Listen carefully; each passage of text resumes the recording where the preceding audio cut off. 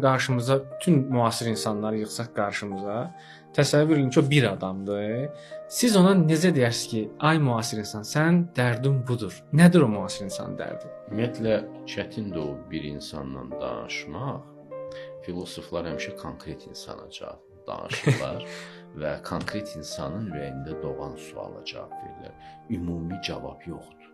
Ümumi cavab. İndividual. Hə, cavablar həmişə individualdır. Heç həkimin yanına gedəndə də həkim eyni tip xəstəliyə məruz qalmış xəstələrin də dozalarını çəkisinə baxır, yaşına baxır, müəyyənləşdirir də.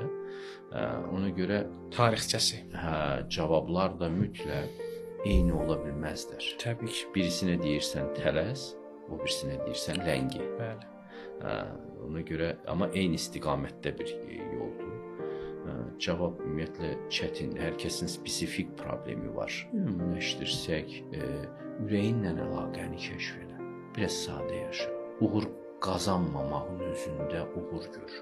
İndi çox yükləyiblər adamları, kompleks yaradırlar adamlarda ki, mən böyük bir karyeraya çatmasam, məşhur reytingli universitetləri qurtarmasam, mənim həyatım sanki bir puçdur.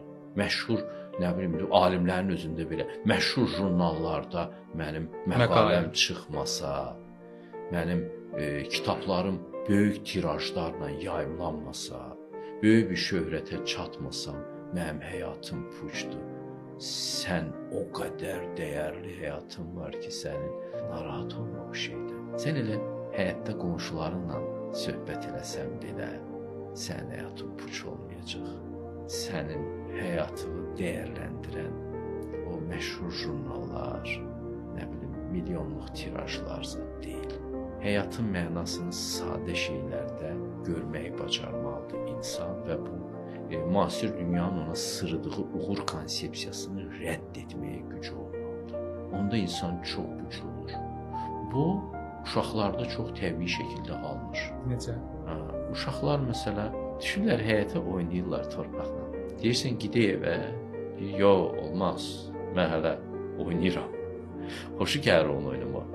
Uşaq böyüyə izah eləyə bilmir ki, bu təbiətlə təmasda olmaq nə qədər mənalıdır, nə qədər gözəldir.